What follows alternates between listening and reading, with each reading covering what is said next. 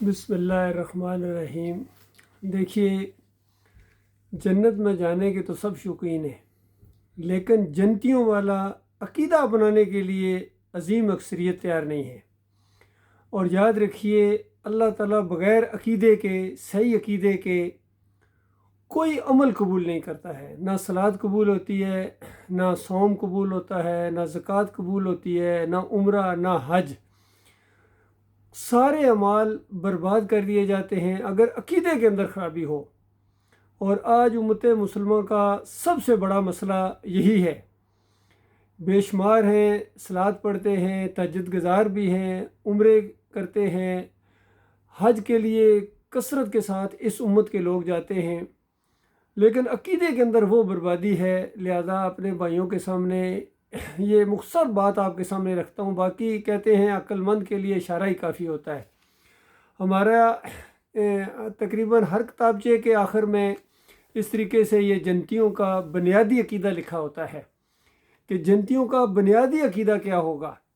تو اس میں بنیادی عقیدہ یہی ہے، لا الہ الا اللہ محمد رسول اللہ۔ یہ کلمہ پڑھے بغیر جہاں جہاں تک یہ میسج پہنچے کہ اللہ کے علاوہ کوئی معبود نہیں ہے، پوری اللہ کی کتاب، اس سے پہلے والی کتابیں بھی اسی کلمے کی تشریح کرتی رہی ہیں، اسی کلمے کو سمجھاتے رہے ہیں تمام انبیاء۔ موسیٰ علیہ السلام بھی یہی دعوت لے کر آئے، عیسیٰ علیہ السلام بھی، ابراہیم علیہ السلام بھی، نوح علیہ السلام 950 سال یہی دعوت دیتے رہے کہ اللہ کے علاوہ کوئی معبود نہیں ہے، لوگوں سنو۔ تو یہاں اس ایک صفحے کے اوپر اس مسئلے کو بیان کیا گیا ہے۔ پہلے لا الہ الا اللہ کا مطلب سنیے۔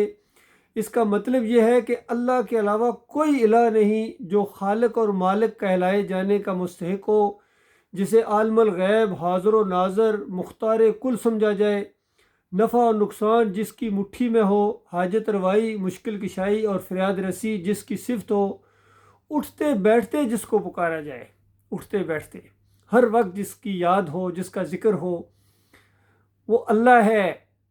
اگر اللہ کے علاوہ کسی اور کو آپ نے اٹھتے بیٹھتے اور ہر وقت یاد رکھا اور ہر وقت اسی کا ورد کیا تو یہ اللہ کے ساتھ شریک ٹھہرانا ہوگا۔ تو اس کے بعد جس سے غائبانہ خوف کھایا جائے، امیدیں اس سے وابستہ کی جائیں، جس پر توکل کیا جائے، واسطہ وسیلہ کے بغیر جس سے دعائیں مانگی جائیں۔ واسطہ وسیلہ کے بغیر، اگر واسطے اور وسیلے کے ساتھ دعائیں مانگتے ہو، بے حق فلاں، بے حرمت فلاں، فلاں کا صدقہ فلاں سرکار کی وجہ سے دے دے، اگر یہ انداز ہے تو یاد رکھیے آپ کا لا الہ الا اللہ شرک آلودہ ہو جائے گا۔ براہ راست پکارنا ہے اپنے مالک اور خالق کو، وہ شرک سے زیادہ قریب ہے، ہر زبان کا خالق ہے، گونگے کی پکار کو سننے والا، اشاروں کی زبان کو سمجھنے والا مالک۔ فرمایا واسطے وسیلے کے بغیر جس سے دعائیں مانگی جائیں، جس کے حضور رکوع اور سجدہ ہو۔ رکوع اور سجدہ، تمام انبیاء نے اللہ کو رکوع کیے، سجدے کیے۔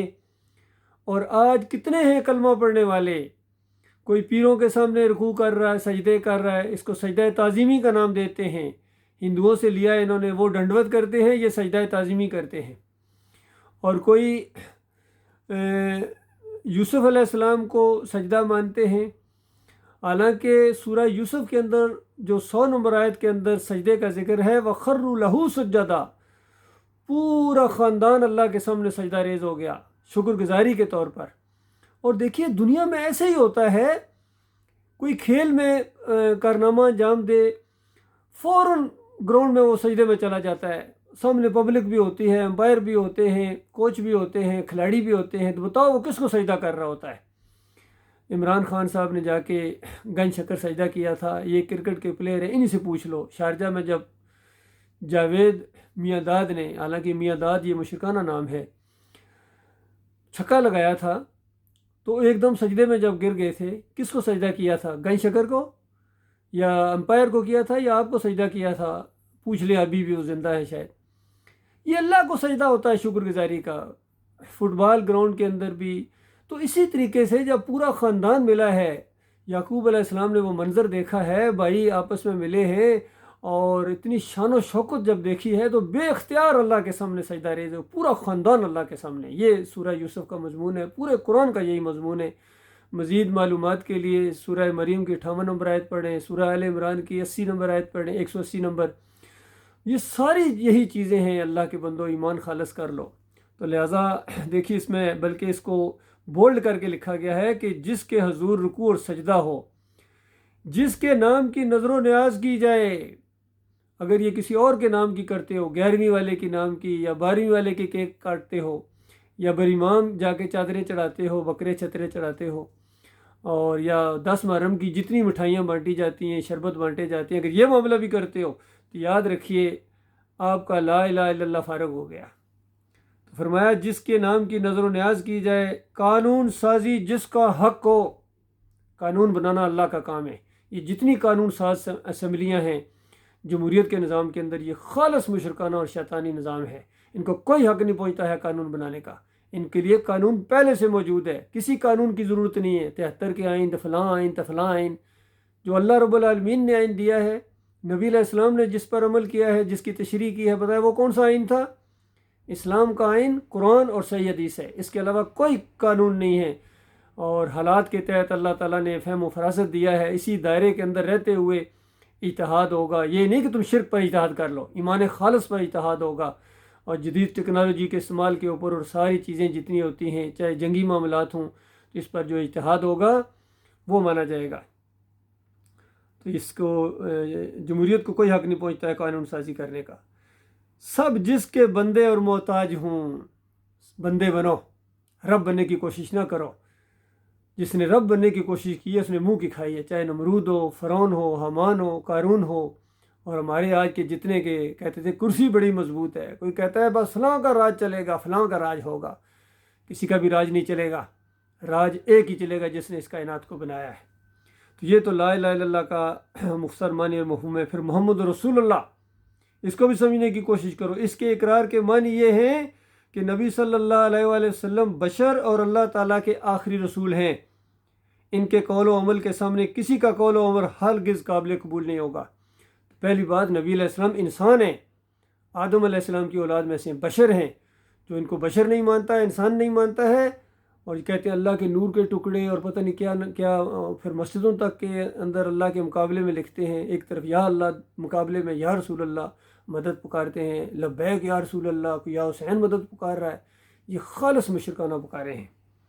تو ان کی بات کے مقابلے میں کسی کی بات نہیں مانی جائے گی. ایک ہی ہے محمد رسول اللہ، کسی اور کا قول نہیں مانا جائے گا. اور نبی صلی اللہ علیہ وسلم کے قول و عمل کی وہی تعبیر معتبر ٹھہرے گی جو صحابہ اکرام رضی اللہ عنہم اجمعین سے ثابت ہے. یعنی جس طرح صحابہ نے نبی علیہ السلام کے قول و عمل کو مانا اس طرح. یہ نہیں کہ فلاں پیر صاحب نے اس کی یہ تشریح کی ہے اور حضرت صاحب نے، مولانا صاحب نے یہ کی ہے. کسی کی بات نہیں مانی جائے گی. اس طرح نبی علیہ السلام کی بات مانی جائے گی جس طرح صحابہ اکرام نے مانی ہے. قیامت تک سنت نبی صلی اللہ علیہ وسلم زندگی کے ہر شعبوں میں سند آخر اور ہر قسم کی بدعت قابل رد ہے.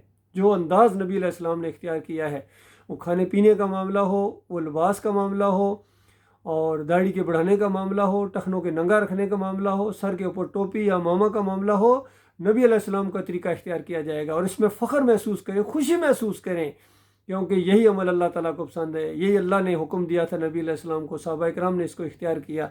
تو یاد رکھنا، اس عقیدہ کا مالک گناہ گار سے گناہ گار بندہ انجام کار جنت کی بادشاہی میں پہنچ کے رہے گا. یعنی گناہ گار سے گناہ گار ہیں وہ بھی انشاءاللہ، یا بغیر سزا کے یا سزا کاٹ کے آخر وہ دن آ جائے گا، وہ جنت میں پہنچے گا. اور اس کے خلاف عقیدہ رکھنے والا جتنے بھی ہیں، چاہے آپ بریلوی ہوں، دیوبندی ہوں، اہل حدیث ہوں، سلفی ہوں، جتنے بھی ہیں جن کے مشرکانہ عقیدے ہیں، جنت کی خوشبو تک نہ پا سکیں گے. چاہے وہ 5 وقتہ صلات کا پابند ہو، ہر روز تہجد ادا کرنے والا صائم در ہی کیوں نہ ہو. تو اللہ کے بندو، یہ معاملہ ہے، غور و فکر کرنے کا مقام ہے.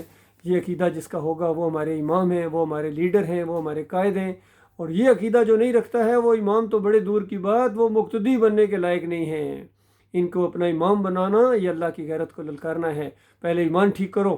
اپنے سارے اماموں سے پوچھو، وہ دین پر اجرت نہ لیں اور ان کا عقیدہ ٹھیک ہونا چاہیے.